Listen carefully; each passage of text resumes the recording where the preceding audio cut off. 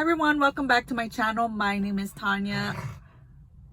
Sorry. So first and foremost, I'm dog sitting for my parents. My parents are on vacation, living their best life. So I'm watching Luna. If you hear her grunting, it's her in the back. Let me show you. Let me introduce you to Luna.